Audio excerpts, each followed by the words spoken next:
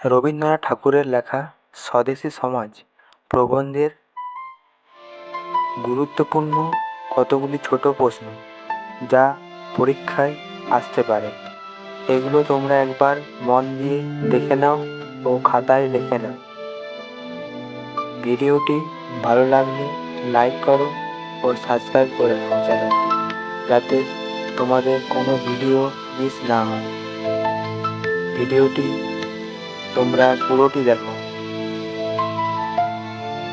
তাহলে পুরো শর্ট কোশ্চেনগুলি বুঝতে পারবে স্কিপ না করে।